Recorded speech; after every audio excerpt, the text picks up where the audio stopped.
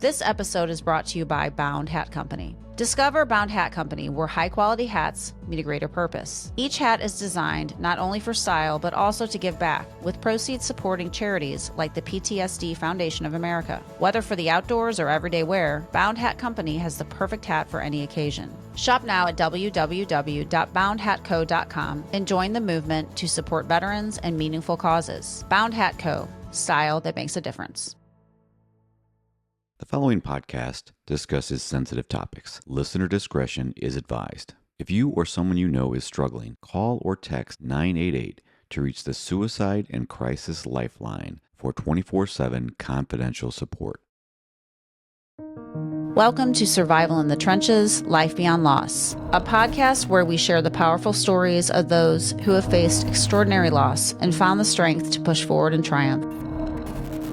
These are real journeys of resilience, courage, and hope.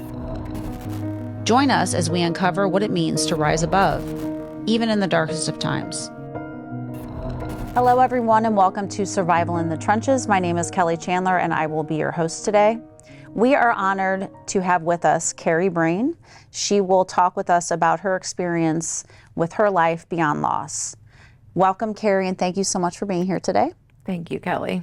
Before we get into exactly why we're here today, I would like to learn a little bit more about you as a young person. Tell me about where you grew up and what some of your aspirations were as a young lady. So I grew up in St. Charles, right here. I've lived in the St. Charles and St. Charles County area my whole life.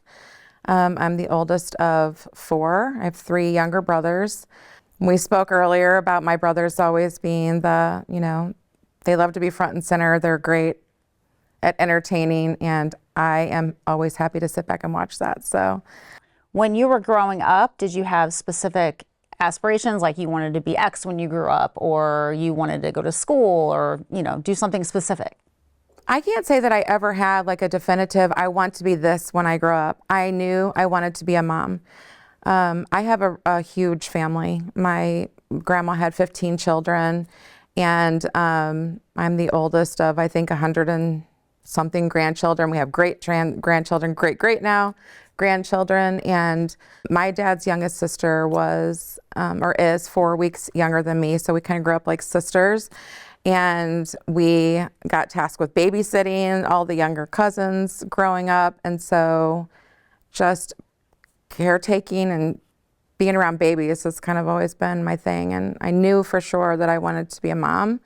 I didn't know that I was going to be the mom of a big family, but that was really kind of, what I wanted to do. I didn't have specific career, like I want to be a teacher. I want to be we had a pretty simple life growing up. I mean, I think that's back in our day. Mm-hmm. Playing outside, running kind of wild, and we grew up going to the ball fields, and it's just a simple life. And then as you got a little bit older, did you go to school? Did you get married? What was your path like once you started getting a little bit older? So I was a young mom. I had my oldest son when I was 18 years old. We graduated high school together. So I had him really early. Then I had twin girls when I was 21 years old. So 3 kids at 21. And so really it was just working, taking care of them, and kind of surviving at that time. It was a lot to have little ones at that age. Once I graduated high school, it was really just getting into adulting, taking care of the kids and working different jobs. Yeah. How was it having twins? Actually, they were easier than my boy births. They were happy babies. They were easy babies. They got on the same schedule really quickly. So I was terrified to have them, but they were just easy. So I'm thankful for that. I had the gift of youth on my side. Mm-hmm. So from an energy perspective, that was probably a huge blessing. But they were pretty laid back, and they made it easy for me. So much so that you went on to have more children. Yes. Let's just keep going. Once you get to 3 and you're outnumbered, you know, you just keep going. So I had Sam. There was a gap in there. My girls were in kindergarten when Sam was born. And then 2 years later, we had my youngest, Luke. And I met my husband, Wade, about 17 years ago. So all my kids were younger, and he has a son, Austin, who's been my bonus son for the last 17 years. So we have a big crew. No kidding. So 6 total children between the two of you. So that's definitely a big crew. Yeah. So tell me, in time, how did things evolve as that crew got older? Did things get easier, harder? No, it didn't get easier. I think, you know, when you have little kids, little problems, you have bigger kids, you get bigger problems. There was a lot going on all the time. My kids, all of them, marched to the beat of their own drum.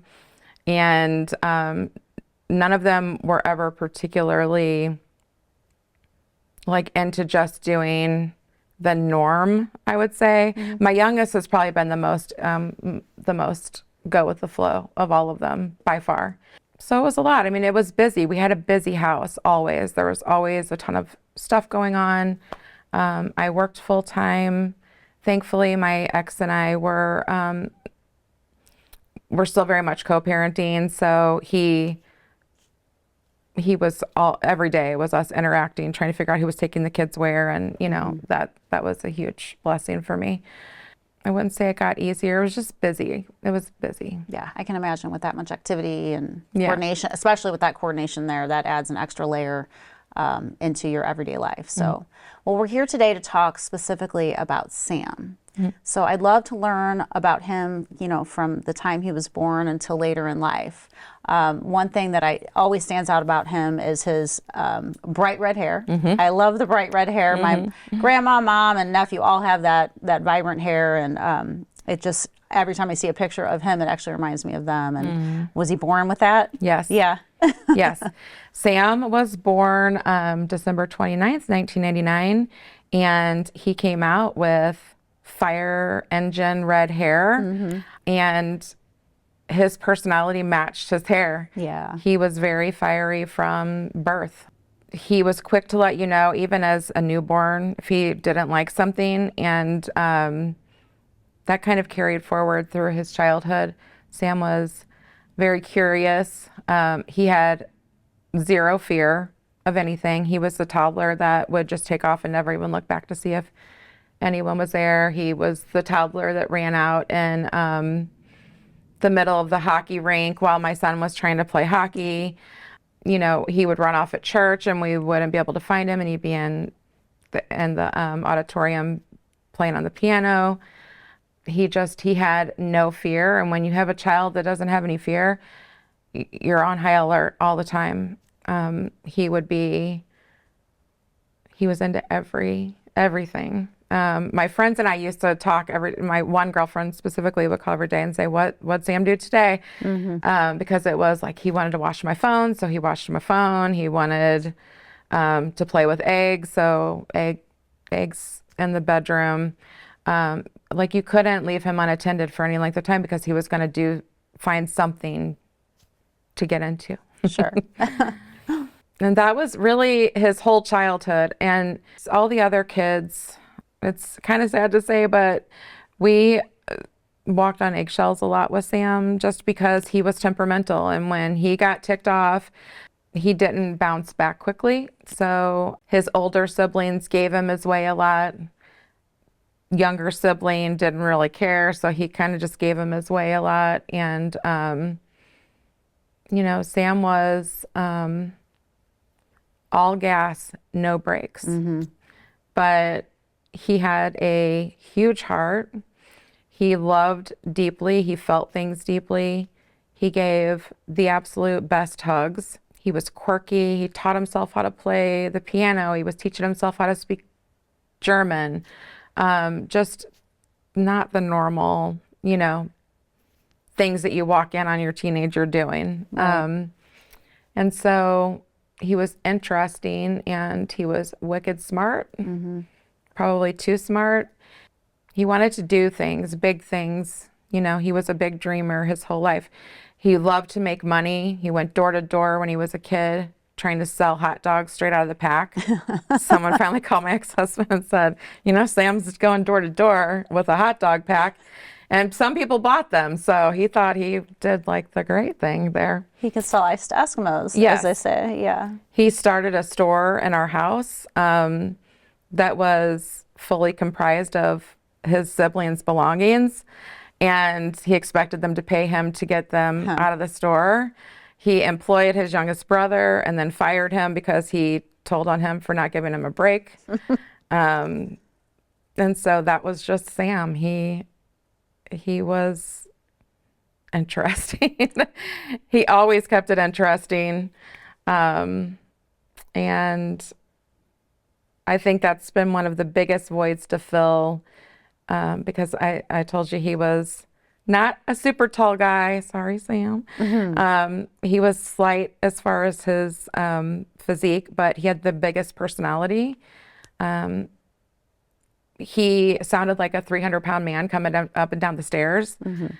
Everything he did was loud and big, and he had a big presence along with that hair. Yeah, it sounds like he was a free spirit in the Very sense much. that he was going to beat to his own drummer, and Yes. definitely had his place in your family, and people knew how to kind of let him be him. Yeah. We have a son like that where he, like you said, doesn't recover quickly. Yeah. And you have to kind of like give him his time to get back down to Right. where you need him to be. So I totally understand that. I remember you sharing a picture on Facebook of him at a younger age, and I'm not sure how old he was, but he kind of had that like shaggy haircut. And then you showed the picture of him after the haircut, and like it made it sound like it changed him in a way. Yes. Like he had swagger all of a sudden. I do. I call it the summer of swag, because he went from having the long hair that he kind of hid behind. He would wear his hoodies pulled up, and then he got his hair cut. And I've literally never, ever seen a haircut change someone's entire persona, but it changed his. He started wearing, like the sunglasses, and he actually grew a few inches that summer, which was huge because he didn't like being short. And it was just the most amazing thing that I had ever seen, because he really had a hard school year the year before. And so then that summer with the haircut and the new attitude and the swag, I was like, okay, now we're getting somewhere. Like next year is going to be better. And, it really did change. And he never lost that swag. That was the thing with him, was he loved to wear a suit jacket, and he was real meticulous about his hair, and he just liked to look good, smell good. Into the products and making All of sure- it. Yeah. Yes.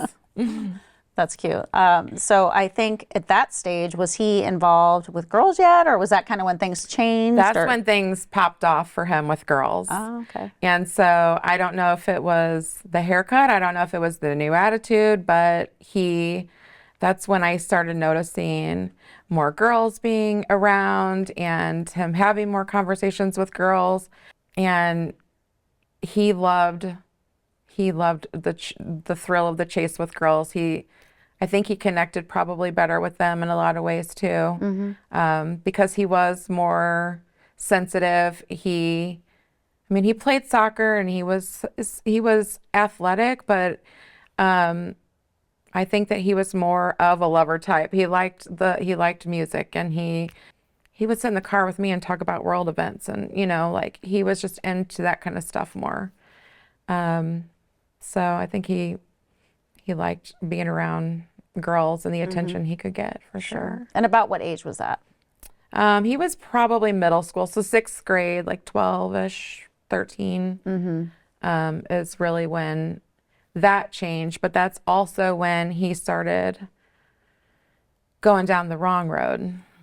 He started partying, and as much as a 12-year-old can, it's not like he had free reign to go do whatever he wanted, but I know that he started experimenting around that time with like marijuana, which was primarily what it was for a long time. And it was a battle for a long time. I think that Sam had dealt with, depression and maybe mood disorders and stuff his whole childhood. And I think that he tried that and all of a sudden realized that he could self-medicate. And that became extremely enticing to him. And I think it made him not feel so self-conscious. And it just, it's what he used to cope for years. And then it just kept progressing, as it does, I think, with drugs and alcohol. Like all of a sudden the high from marijuana is probably not enough. So then you experiment with this and you experiment with that. And so over his teen years, we went through a lot with Sam. And so in your mind, was he getting exposed through school, just like through connections, and from there it kind of snowballed, like you said, into other things because he wasn't getting the level of comfort or high from something that he had had for a while, and so he was getting into some heavier drugs or what have you, and that is something that you started noticing as parents, or did the kids notice? Like, how did you start recognizing those signs? I'll tell you, the first thing is I was incredibly naive as to how easy it is to get things at the schools, literally anything you want. So that was probably my first maybe mistake as a parent, was I was very naive as to how he was getting things and where he was getting things from. I didn't know that you could just shoot out a snap to a group of people and you can have Xanax, you can have anything you want. And I think that he went through a lot of spells where he was just trying what he could get his hands on. And so we started noticing, to step back a little bit, when Sam was probably going on 13, he had started showing signs of self-harming. Sam was, like I said, he was kind of dramatic, and so he would often use the "I'm going to kill myself" when he didn't get his way on things. When he would get really upset and really over, and he didn't feel like people were hearing him or understanding him, it was a threat that he would use. And, we would come down on him kind of hard for it because we're like, that's not what you say to get your way. He started showing signs of self-harming that I didn't see. Thankfully, a girl at his middle school was brave enough to go to the counselor and tell. And so they spoke to Sam and they called me. And that was the first time that we had to get him like professional help. That's when it really hit us that, wow, this isn't just him being maybe over emotional or impulsive or dramatic or, like there's something really wrong here if he's trying to self-harm. And I didn't even know about that. And so we put him in counseling, and that just kind of started up until he passed, different. Sam did inpatient, outpatient, intensive day treatments, weekly counseling. Like, I think we pretty much hit the spectrum of professional help, through the years for him. And he would go to rehab and more treatment, and we would see him coming to the surface, like the true him, the smart guy, the funny guy, the caring guy, the motivated guy. And we would get that kind of glimmer of hope with him that he is okay. Now we're gonna turn the page on that. And then he would relapse, and every time he relapsed, it shot his self-worth. He absolutely hated who he was when he was drinking. When he was doing drugs, he hated the stuff that he did. He had a lot of self-loathing afterwards. And so then I think he would self-medicate, and it became a vicious cycle. He did stuff to family that he wasn't proud of, and And he would ask for forgiveness. We would give him forgiveness, obviously, and we would move on, but he wouldn't move on. I mean, when he passed, like the day that he passed, he and I had a long talk about some stuff, and he was still bringing up stuff that he had done that Christmas before, so, 7 months before. And no matter how much we told him that, like, you're forgiven, it's fine, it's fine, he just couldn't get over it. So I think it's the part that people don't see the most with people who are dealing with addiction. They think it's a decision that they're making, that they want to be doing this, and it is a decision to start, but it's not a decision usually to continue. And no one wakes up and wants to be an addict. No one wakes up and wants to have any kind of issue like that. And so there's a lot of self-loathing that goes with that. So do you feel like, you talk about the vicious cycle where he would relapse through drugs or alcohol, and then would the trigger be something that happened in the past every time? Were there new triggers, or was it really just his behavior that would trigger him wanting to self-medicate, do you feel? I don't know the exact answer to that. I think that it's because he kept hanging around the same people. And, one of the things that they would try to teach them in rehab, and one of the things that I've learned since, sometimes you have to move away from everything in order to stay sober. And, we tried our best with things like the first time that Sam went inpatient, when he came home, I had redone his whole room. Because I thought, okay, we'll come home, fresh start, like it'll be a new room, new beginning, basically. But he was still going to the same school, around the same people, riding the same bus. And, high school's not an easy place to start your friend group over, especially in the same school. And so I think that and I also think there's an element of like, I can control it now. They go and they get sober for a while and they think, okay, well, I can just do this or just do that, and I can control it. And, Sam wasn't the addict that was like, I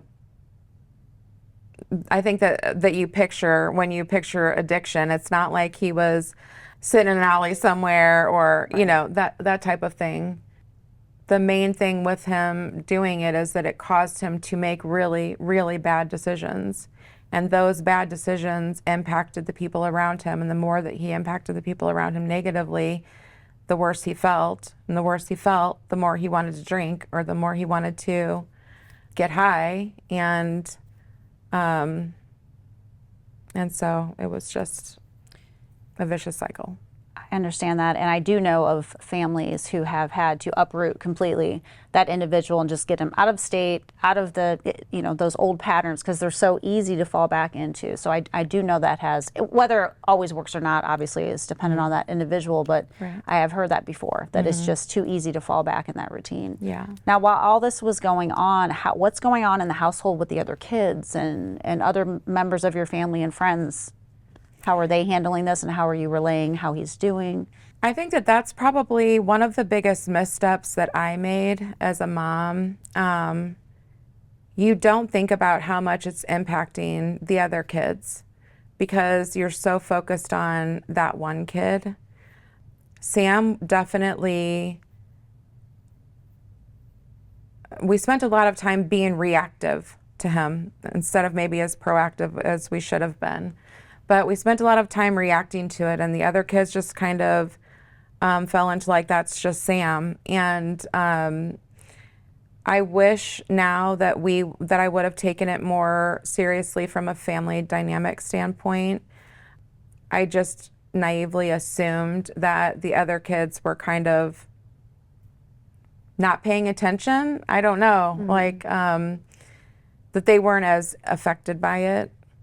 Particularly my youngest, because the older kids, I said the girls were 7 years older than Sam.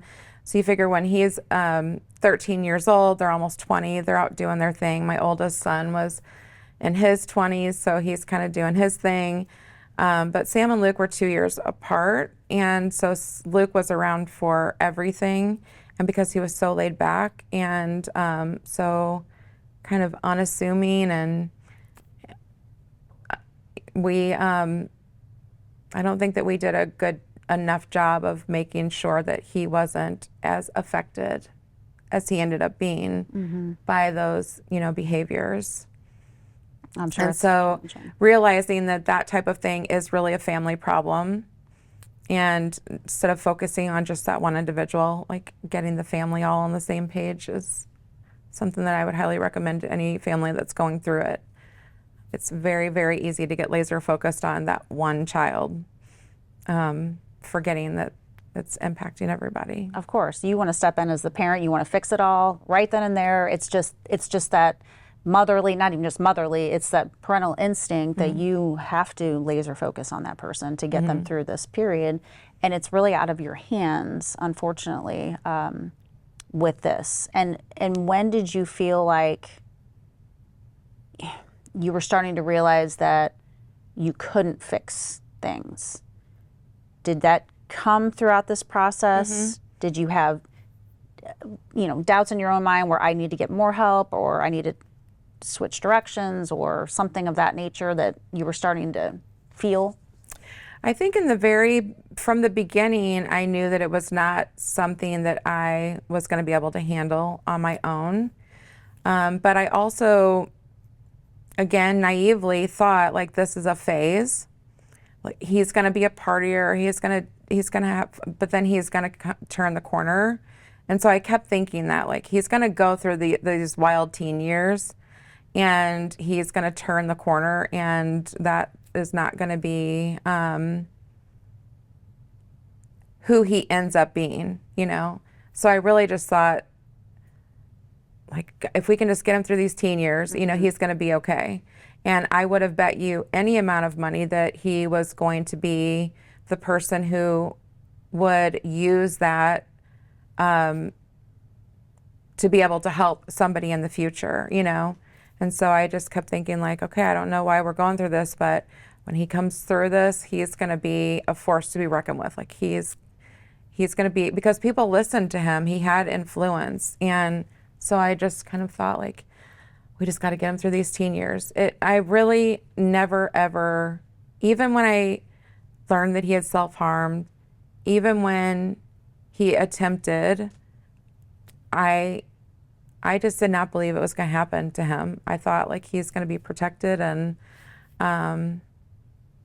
he's going to have quite the story to tell, the testimony to tell, basically. And so I probably wasn't as proactive as I wish that I would have been, because I counted a lot on us just getting through the wild years. And how was it co-parenting? How was your ex-husband? How were you two trying to work together through this? So I think part of the problem for both of us is that we're both pushovers. Neither one of us had really good boundaries when it came to really any of our kids. Like, they could talk us into pretty much anything. I would say that I probably was a little more, so, like, for instance, if I was across town and Sam wanted Cane's chicken, like, you're just not going to get Cane's chicken, that, and you can be mad. His dad would drive across town and get him the Cane's chicken. Like, he was very accommodating, and would do anything for any of the kids. And so we both were pushovers in that way, and we both were overwhelmed with Sam because he was such a big personality, and he could absolutely wear us down in any situation. And so holding the line and holding a strict boundary with him was difficult. And so to that point, I would say that, I look back and I think about the analogy of when if your plane's going to crash, put your mask on first so that you can help other people. I wish that I would have taken advantage of resources for parents, so that I could put my mask on and learn boundaries, learn how to hold that line, how not to enable. And so I would say that if you have that opportunity going through that with your children, that learning boundaries and how to support them without enabling them is a really critical piece that I did not master.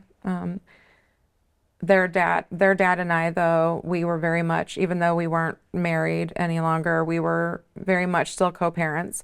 We spoke every day, usually about Sam, because it was usually like, what is Sam up to today? But he was involved in the everyday. It wasn't a every other weekend type situation.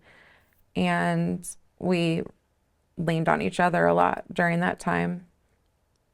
For Sam, for all the kids, anytime the kids are going through something, we would lean on each other. I was married to Wade, so I've had my husband Wade also, who I lean on and co-parent with. So there's never been a lack of support there, thankfully. But I would say it was a lack of just understanding, of knowledge. I think that's such a great analogy with the airplane, because as a parent, it's just instinct. You want to jump in, you want to save your child from anything before you even worry about yourself. I think that's just the perfect way to explain, and it's counterintuitive to who you are as a parent. So that's definitely challenging. So let's talk a little bit about the end of his high school years and what he was either into, what he was thinking about doing, how, graduation was, etc.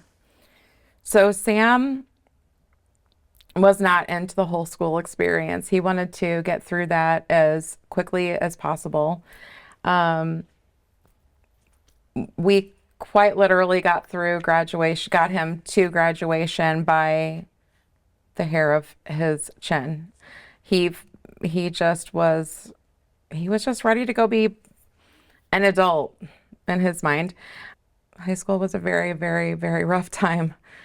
He fought us on pretty much everything. He would have quit if we would have let him. And for me, it was a non-negotiable. You will graduate. And so we literally drug him there. He ended up going to the alternative school, basically, his senior year. And that ended up being a huge blessing because it's a shorter school day. The teachers work with them more one-on-one. And so that helped him get through graduation. And I know that when he got to put on that cap and gown, he was so proud of himself. And for me, it was like, see, if you just stick with things, like, see how good you feel right now. And his dad, we were just all super proud of him. He didn't get to walk with his class. At the alternative school, they had a smaller ceremony at the school district office. But that was so perfectly Sam.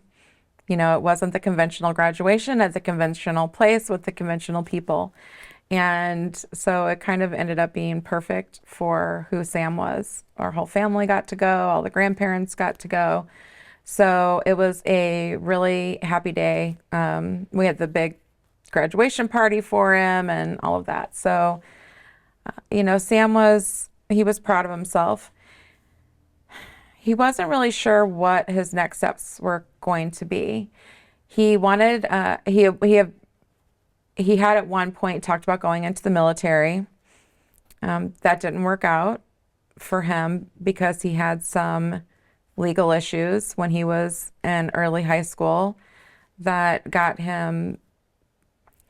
I think he would have been able to go into the military, but he wasn't going to be able to do what he wanted in the military because of it. So that became kind of a defeating thing to him. He started feeling like, I'm not going to be able to do the things that I want to do. And his dad and I really tried to just instill in him that is just one thing in a million. There's a million things for people in this world to do. So because this isn't your jam, there's a million other things for you to try. So don't get hung up on that. But he got very hung up on what he would think of as a failure. And he had a very hard time bouncing back from that, from disappointment, so he graduated high school, he did various jobs. He didn't have any one thing that he landed that he felt that he was in love with. He had a natural propensity towards sales, from his selling hot dog days. And so he did several jobs that involved sales. And he just was kind of floundering, he just couldn't find his footing.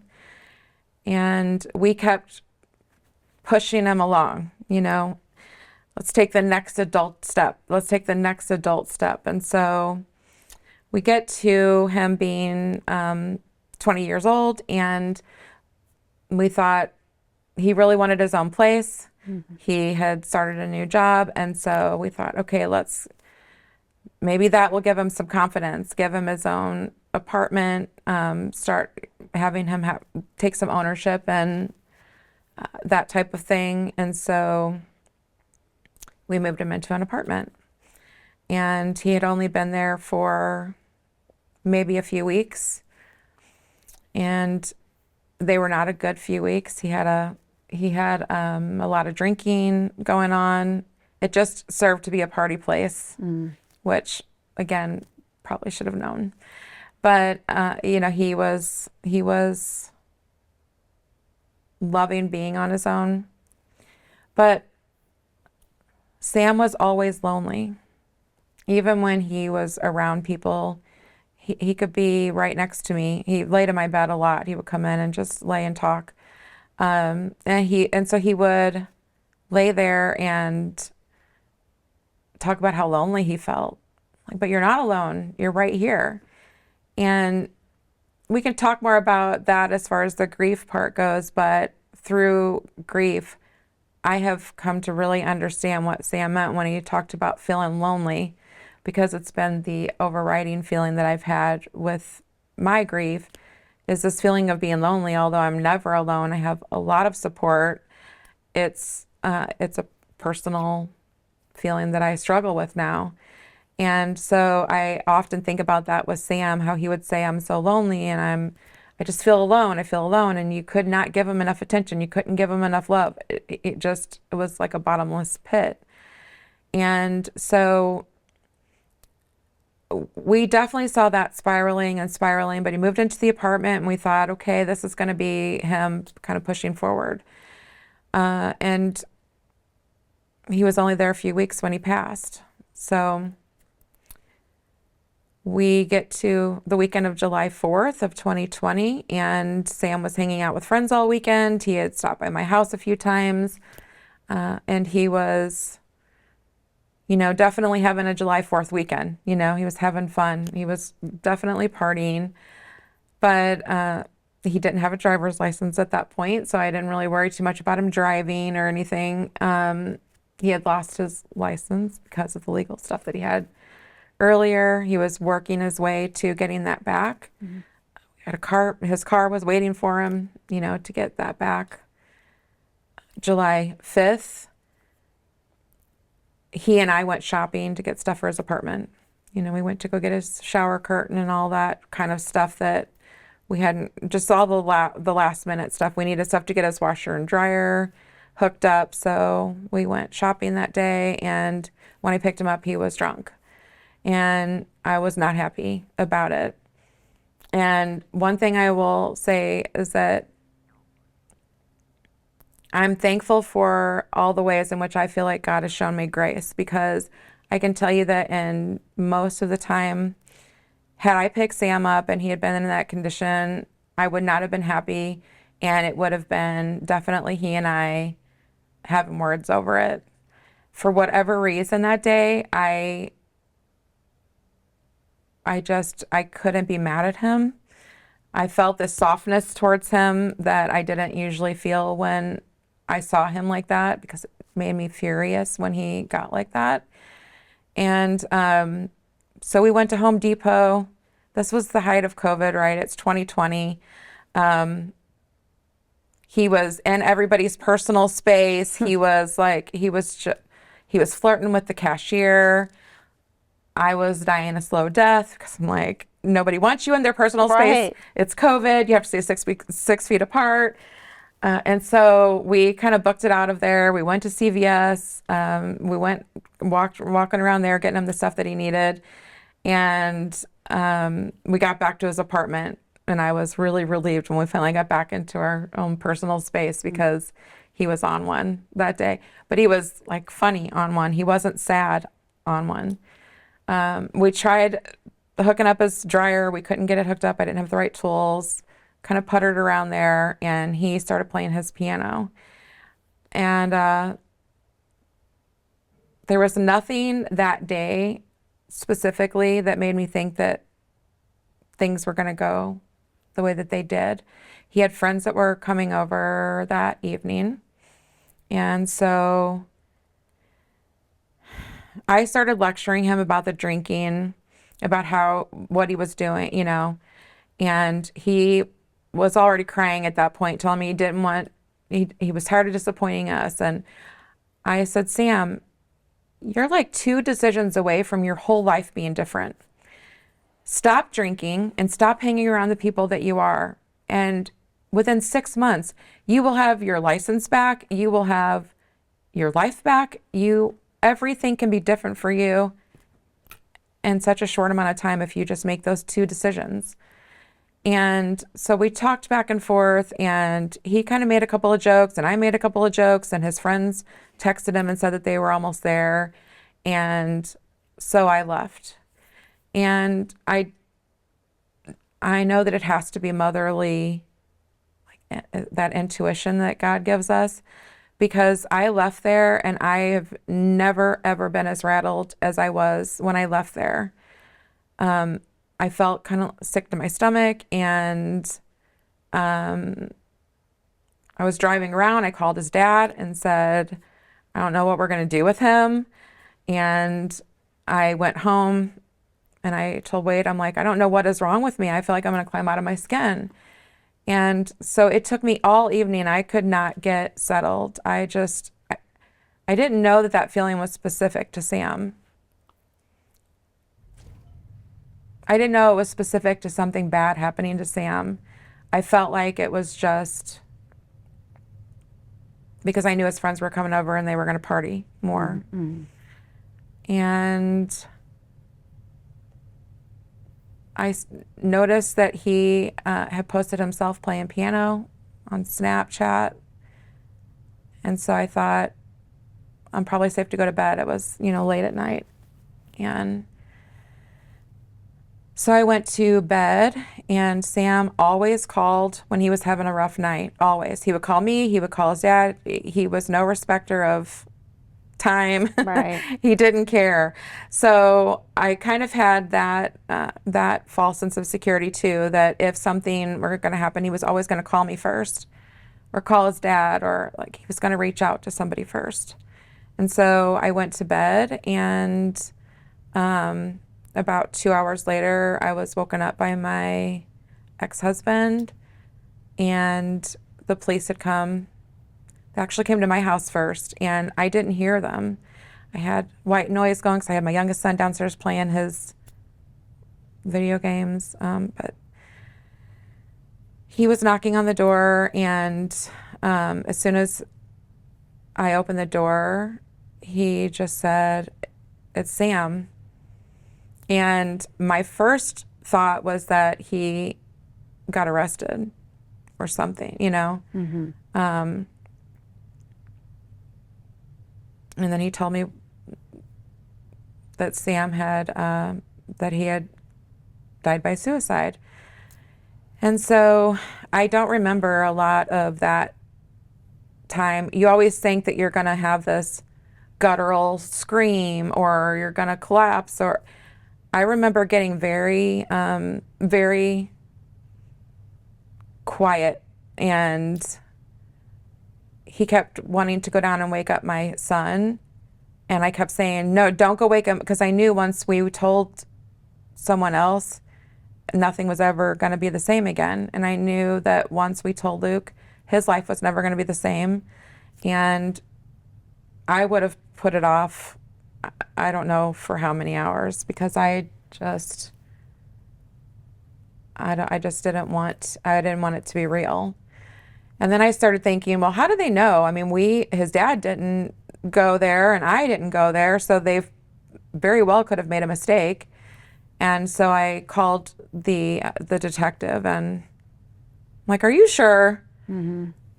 How do you know that that's him? And she said, because his friend was there and they've identified him. We have his identification. Like, it's for sure him. Mm. And so I went and woke Wade up and I told him that he needed to call my dad. And we called the kids and told them. And I was just very methodical, I think. I feel like from that day to the funeral was just very like, we have to do this, we have to do this. And it all just feels very, I was absolutely an autopilot.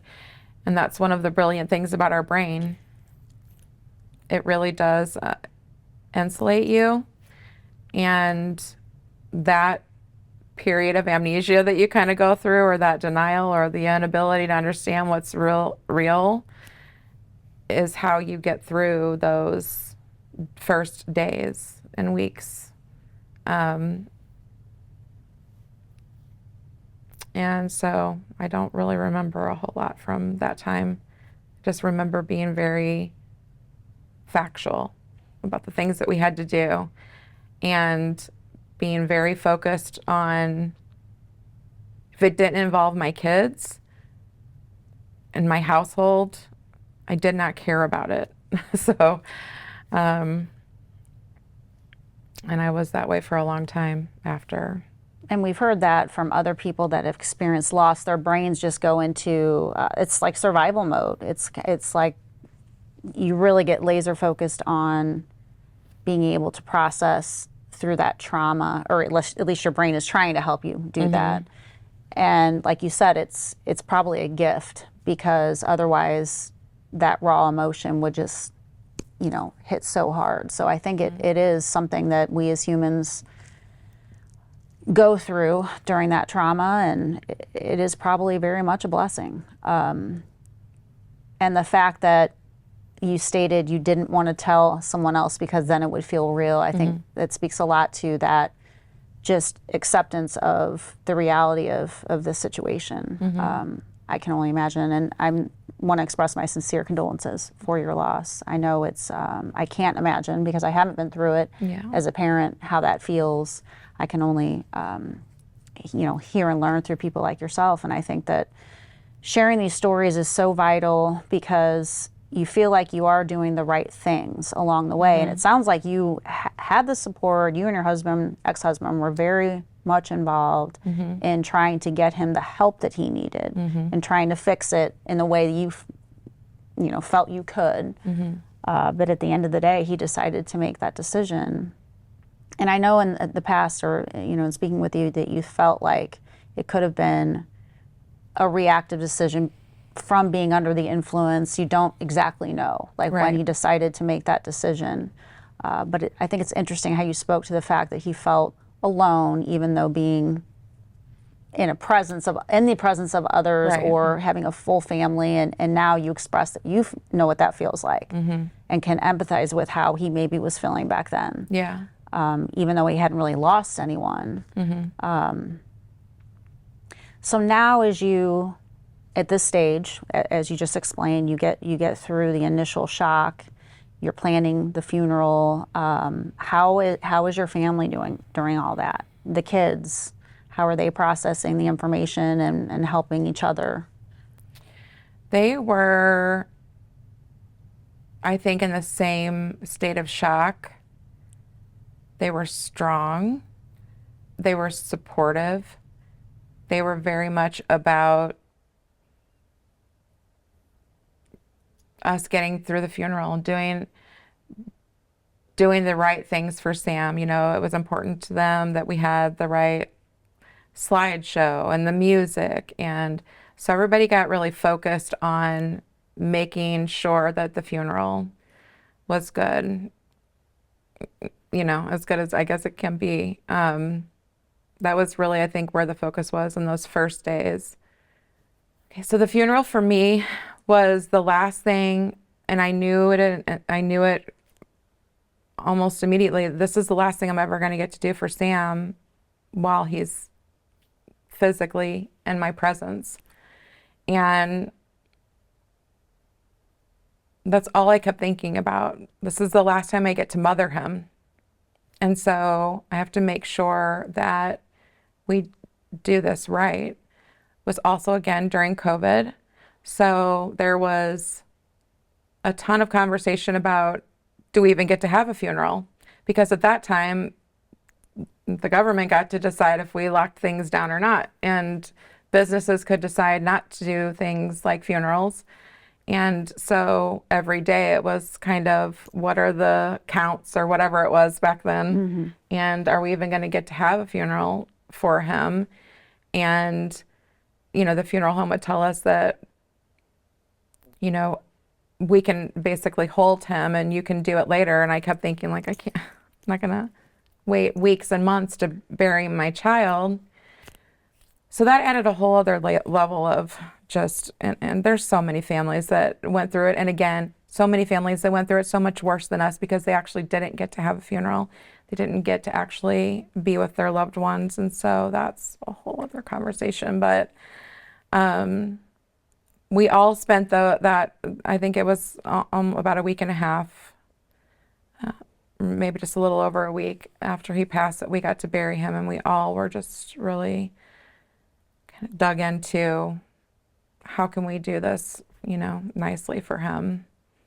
And so that's really where the focus was. But again, I don't remember a lot of it.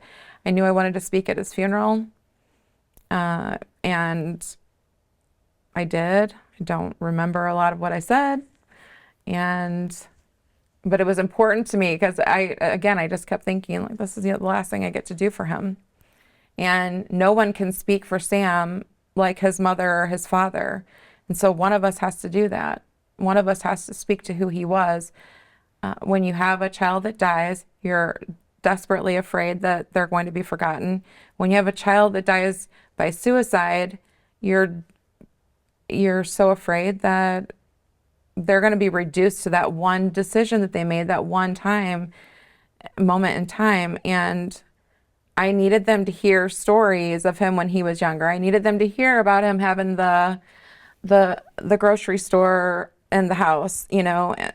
I just needed them to know that he was a human being, because when your child becomes a statistic, it's brutal. And tell me more about that, because I know when we spoke, you talked through the stigma that comes with suicide and how unfair that is to deal with on top of grief. Can you tell me about how you've gone through that and experienced, like, the stigma and what that's done to you and the way you try to help others that have gone through this deal with that? So I'll say that I and our family, we've been very fortunate that we have not felt like the shame, I guess, of Sam passing that way. So I'll tell you where the stigma comes in. When you're talking to people who you don't know, that don't know your family, and they find out that you've lost your son, and, well, how old was he? He was 20. What did he die from? If you say that he passed from cancer or a car accident, there is, I don't want to say more empathy, but I think more understanding. When you say that he died by suicide, it's like, oh. And I have a very hard time with that, because Sam struggled just like someone who had cancer. Sam struggled with a mental health problem. He struggled with his brain. It's a brain disease, and we can't understand suicide in our healthy brain. We can't understand what they go through and the struggles that they have. And I I never even understood the complexity or the depth of it until, unfortunately, after my son passed away. And so when you hear that someone died by suicide, they struggle just as badly as someone, and in some cases, they are making the choice, but they're not, their right mind isn't making that choice. And so I do feel like in some ways for Sam, I view it almost as accidental because he made a decision. I don't think he would have made the decision had he been sober, but regardless, he made the decision, and it can be embarrassing, and it can make you feel shame because you think, as a mom, what was so bad about your child's life that they didn't want to be here anymore? And so that's been the hard part with him is, did he not know he was loved? Did he not know that he had parents that would do literally anything for him? Did he not know that he had siblings who loved him and would do anything for him? What was so bad about our family that he didn't want to be part of it anymore? That's a healthy brain thinking it through. But he didn't have a healthy mind, and he had an impaired mind. And so those two things led to a decision that I'm not ever going to understand. So I've had to kind of put that in a box and compartmentalize it a little bit, that I'm never going to understand it because I don't struggle with what he did. And so moving through that grief and an attempt to understand, you spoke about a woman that you met that has helped you quite a bit in looking at it from a different perspective that gives you comfort. Can you talk a little bit more about her and some of the stories that she's helped share? Yeah. So to tell the story about her, I really have to dig into the fact that I grew up with going to church. I knew about God. I knew about Jesus. I knew about all of that. But I didn't have a relationship with God at all. And the day that Sam passed, everything that I had learned kind of started rushing to me. And I remember sitting in my bathroom and just thinking, I'm absolutely not going to survive this if I don't tether myself to something bigger, someone bigger than me. And I started praying that day in my bathroom. I started reading my Bible. I started listening to sermons. I clung to the Lord in a way that I didn't even know was possible. I would not have been able to work. I would not have been able to speak at his funeral. I would not have been able to do the stuff that I did had I not, I believe, had the help that I had from my faith. And so for months after, I struggled greatly with, where is Sam? As a mom, a parent, I always knew where my kids were. I mean, within reason. But I've never gone weeks without talking to any of my kids, ever. So I got to about the 6-month mark, and I didn't know where Sam was from a spiritual standpoint. And it was absolutely torturing me. I could not sleep at night. I was sick to my stomach all day long. And no matter what I was doing, it was in my head, where's Sam? I need to know where my child is. And I was invited to a seminar at a church, and I had really two pressing things. Where is my child? And without getting too in the weeds of the spiritual part, is my child in hell? Mm-hmm. Is this the unpardonable sin, so to speak? And so where's my child, and what am I supposed to do? The anniversary was coming up that year. Like, what do we do on this first anniversary? I don't know what to do. And you feel like you got to do something big, you know? You want to do something that's honoring them and that keeps their name in front of people. And so I went to this webinar, and the Picker family was there, and they have their own story to tell about their beautiful son Liam. But one of the first things that they touched on was that they believed their son was in heaven, and here's the reasons why. And it was everything that we addressed in that seminar were things that I was specifically struggling with, and I felt like God just handed me a gift and said, here's peace for these things.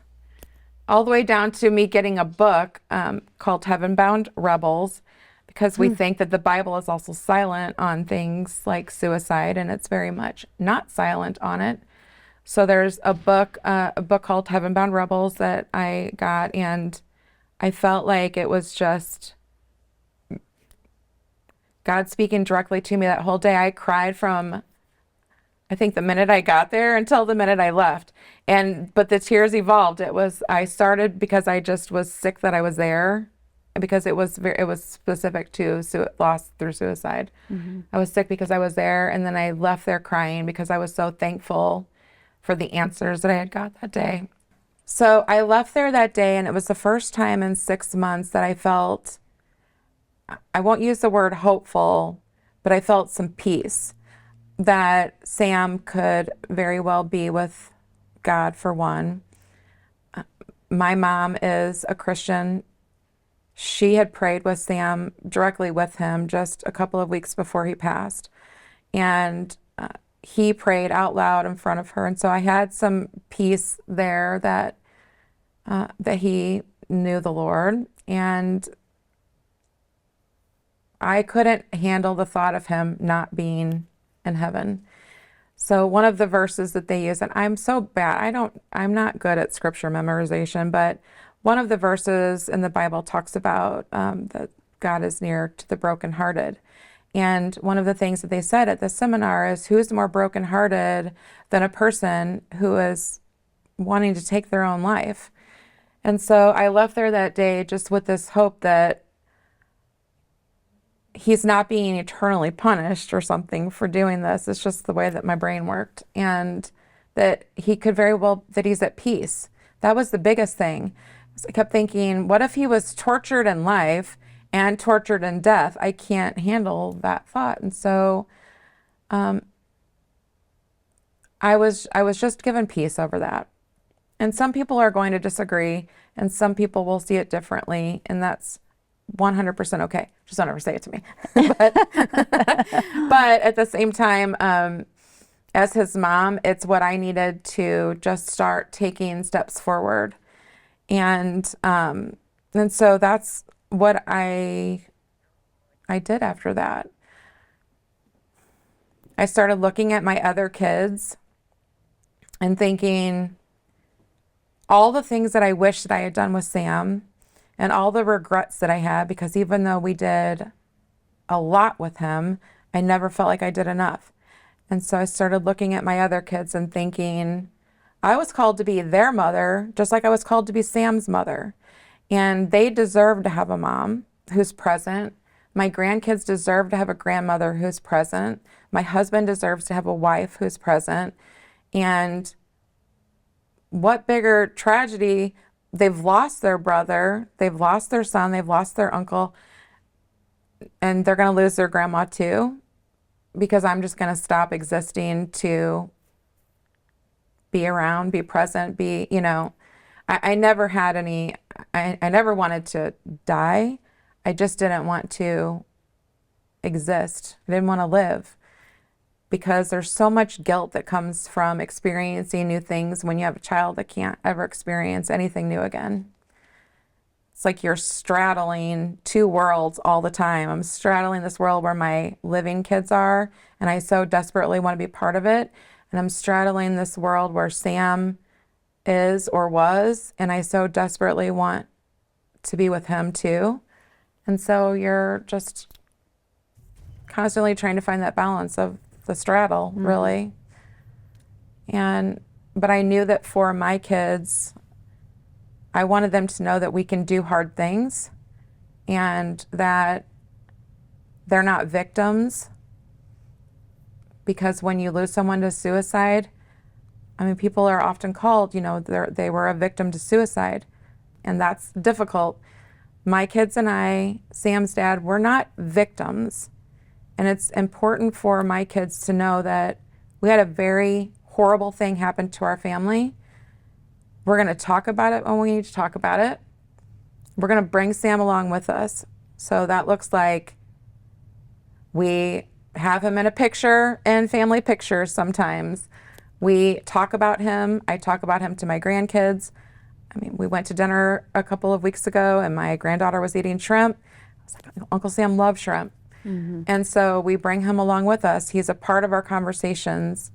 When my grandkids get older, they'll know how Uncle Sam passed away. They're too young. My 14-year-old granddaughter knows. The other ones are too little, but they will know because I don't believe in family secrets. I think they're toxic.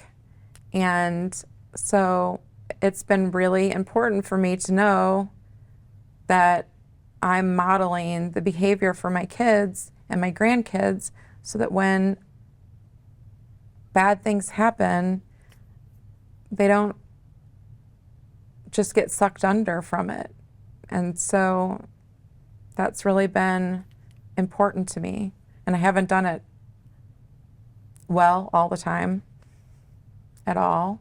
But I think that they would all agree that even when I show up crying, that I'm showing up. Mm-hmm.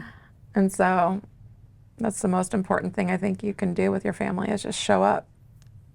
I think that's an amazing attitude. I mean, I hear what you're saying about you can become the victim. I think a lot of people don't know how to handle those emotions. It's very difficult to come outside of that deep level of grief, and you've made that decision that you're not going to let it. I'm sure you have your moments where it overwhelms you, but the fact that you keep his memories alive in conversation, on social media, like we were just talking about, I even know more about him having never met him because you share, and I think that's so important to have other people understand and have more empathy for someone who's lost someone, whether it be by suicide or anything really. Right. And just knowing that you're not going to stop. What you're saying, you say something like, I'm not finished talking about you. You have a specific saying. That I'm still your mom and I'm not finished talking about you. Yeah. And that was something that early on, I had seen other parents who had lost their kids and it seemed like in the beginning you get a ton of support and everybody wants to be there, wants to hear the stories. And then I think it kind of shifts to like, she can't get over it. Well, you need to move on. You need to stop dwelling on it. Well, Sam is always going to be my son.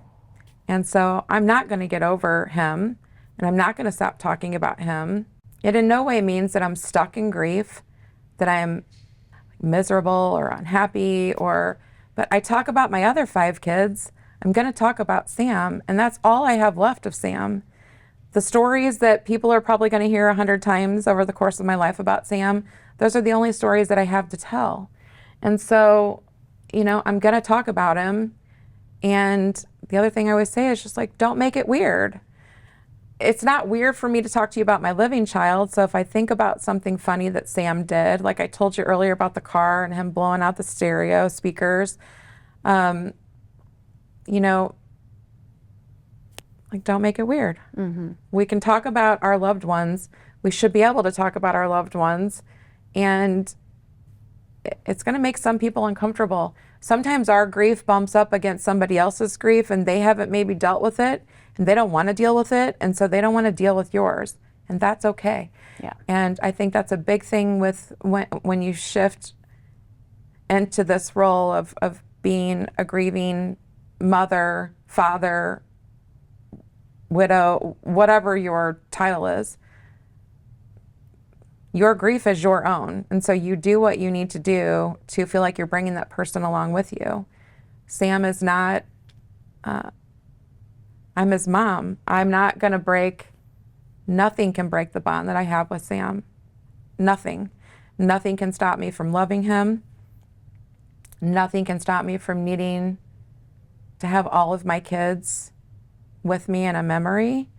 And so if that means that I have to bring him into that experience with a picture or by saying his name, like, he's coming with me. And that's kind of a non-negotiable for me. And I know that his dad feels the same way. His siblings feel that way. They all handle things differently. They handle grief differently. They handle Sam differently.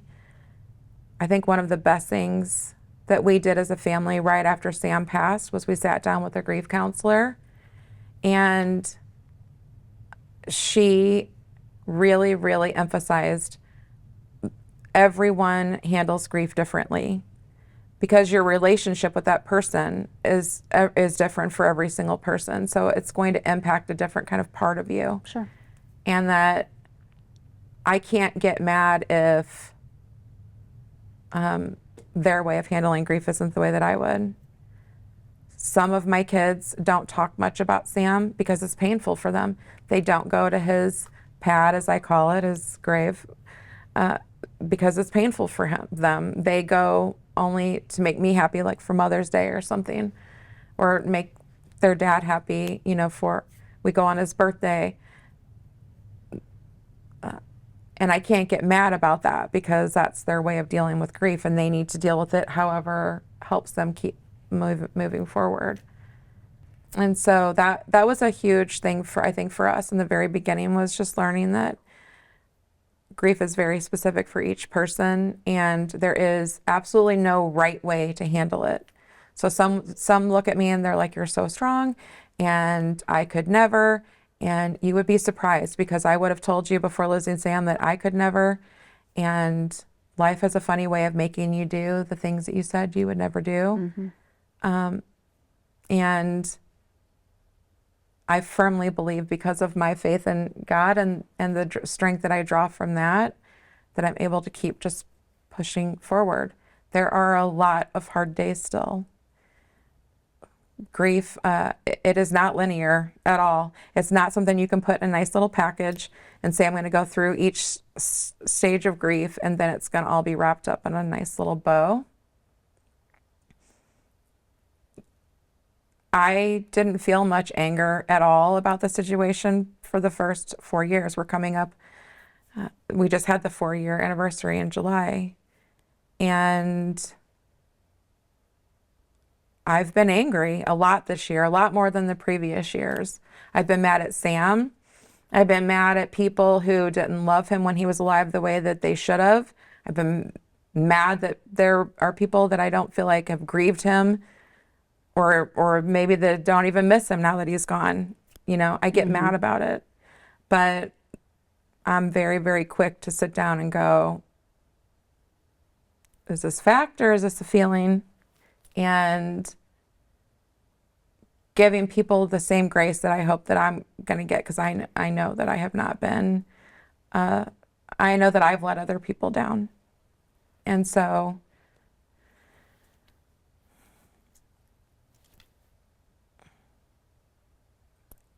grief is hard. It's hard. It's exhausting, and it's lonely. Yeah. And it's confusing. And so I know that the things that help me the most with grief are when I stop looking at my own situation. If I look out and I look up, so how can I help someone else?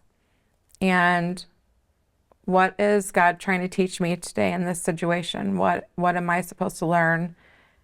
Anytime I can help someone or listen to someone, I feel better about my situation, or I feel less lonely. And so I think it's really important to connect to people.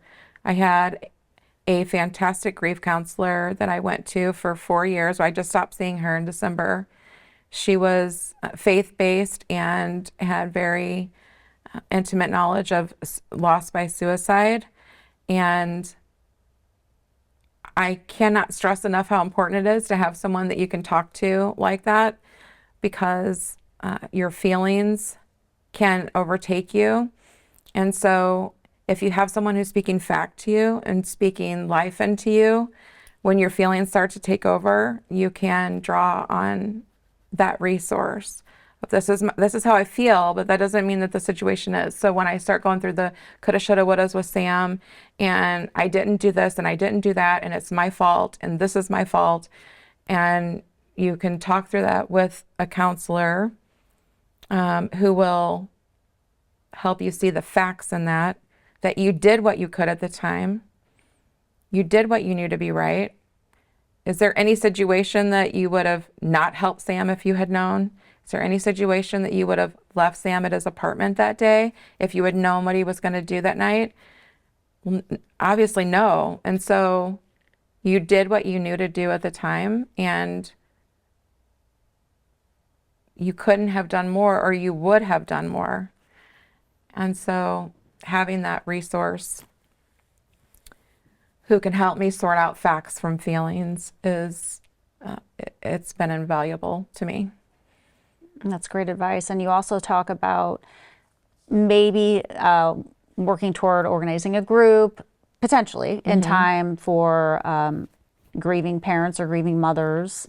I don't know if you have any more thoughts about that, or things that you look for in those types of groups versus others that you can share your thoughts on. Yeah. So there are a lot of support groups out there. There are a lot of wonderful resources out there. For me specifically, as I've been working through this, the one thing that doesn't help me is to focus on my son is dead, because I know that, and I don't like to think about that. It actually it makes me sick to my stomach to even say it still. It's taken me a very long time to be able to say that. I don't want to focus on that. I want to focus on, how do you keep putting one foot in front of the other? How do you remember your person well? How do you remember your child well? How do you still stay present for the rest of your family? Because I'm a mom, I'm a grandma, I'm a wife, I'm a sister, I'm a daughter, I'm an aunt, I'm a friend. Like, how do you keep pushing forward? And so I want there to be, and there likely is, it's just not one that I've come across. I want there to be a group that's focused on truly moving forward. I went to a couple of them, and they were great at the time, but they were very much focused on the grief aspect of it, the sadness of it, they're not here, they're not here, they're not here. Well, that's already a neon sign in your brain, 24/7. There's absolutely nothing that I do in any part of my day where that's not running in the background. Sam isn't here, Sam isn't here. And so I want there to be a place for people to go where we know they're not here, but like, what are our next steps? What are practical next steps? What can you do in the beginning to just survive? And then what can you do to go from surviving and existing to really living your life again? And I'm not there 100% yet, probably not even 50%, but I do feel like I can still see progress each year, and that's all you can ask from yourself. Like, just make sure that you're moving forward in some way. So that is important to me. I would love to be a part of that conversation of a group for moms, for dads. Dads need this. I think that there's a lot more support for moms actually than there are for dads. For sure. The dads get a little left behind because they're supposed to be the strong ones. They don't show their emotion as well, but you know, find a dad who loses their son, their daughter, and that feeling of failing them, of not protecting them. It is hard on the mother. It is very hard on the father. And I don't think there's a lot of resources for them to work through that. And so I would love to see a stronger presence for the dads So for anyone listening, I would welcome feedback on any groups that you know that have this type of resource for men or women, or we'll share with the group as time goes on. If you decide to start something or get involved in something, I think that's a noble effort. And the fact that you're even here to talk about your experience shows that you're farther along in your journey for healing, toward healing, and that you're able to give other people hope, because there are people going through this in silence. You know this. And I feel like you said earlier, if you can talk about it and hear other people's going through these similar emotions, it just makes you feel better as an individual, knowing you're not alone and that you have people who have resources that can lead to a better outcome for their daily life and their future, because it will be with you for the rest of your life. And it's something you're going to have to deal with and manage and cope through. And it takes a lot of guts to get in front of people and talk about that story of loss.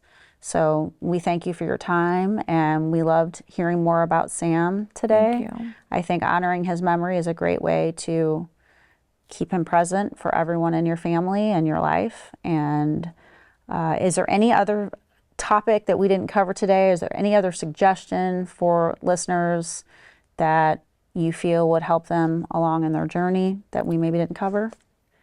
I think really becoming a student is important. So from the beginning, right after we lost Sam, I mean, I've read countless books. I watched webinars. I went to the seminars. I immersed myself in the topic of grief, loss by suicide. I wanted to understand, again, I think it was kind of like, I thought it was going to be a methodical process. Like, I'm going to be able to do these things, and then I'm going to feel better. And so I kept thinking, if I just learned this, and if I could just grasp this, then I would start to feel better.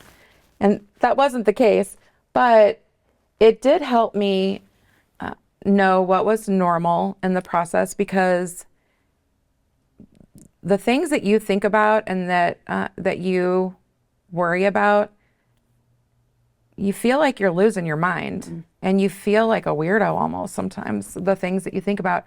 I had a really, really hard time with Sam.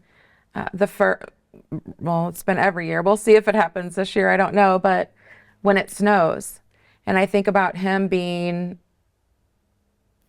covered in snow, and it upsets me in ways that I can't even explain. And my brothers are so sweet.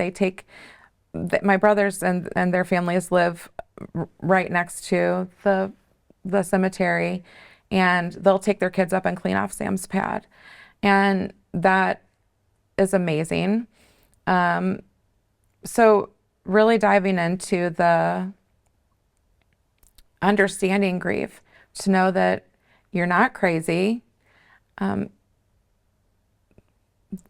Your normal thoughts are morbid, but it is what you kind of have to work through in your brain, those things. And so I really think it's important. I think it's important to write down your emotions.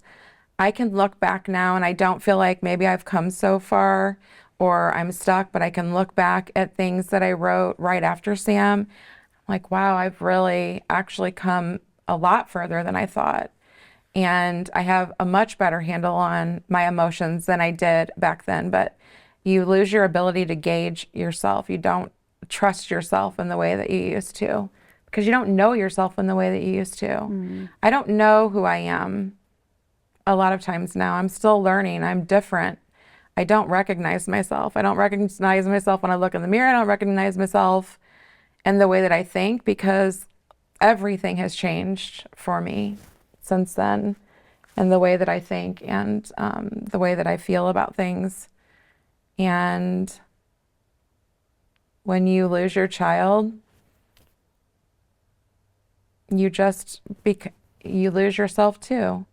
So there's a lot of grief in those secondary losses. There's a lot of grief in having to look at my husband and basically explain, like, I'm never going to be her again. And I work really, really hard to get back to her, but I'm not going to be her.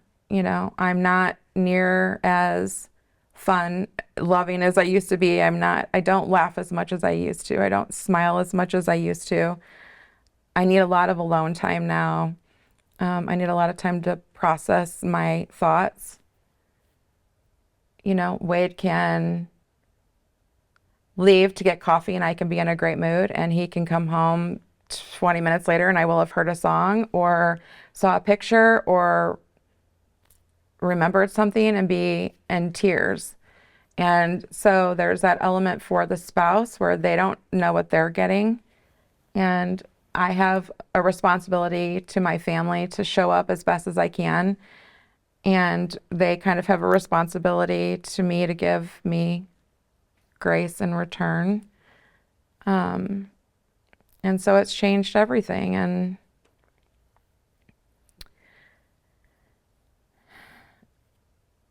I think that anything that a person can do when they're grieving to understand that, yes, things have changed, and yes, you've changed, but it doesn't mean that it has to be that you've changed for the worse. You can find ways to still live a really full life. And I know that I struggled with joy and grief coexisting in the beginning. I didn't think they could coexist. I felt guilty when I was having a fun day. I mean, since we lost Sam, we've had 2 grandchildren, which brings us to 6 total now. And we've had my daughter get married. We've had my youngest son graduate from college. There's been a lot of life that's happened.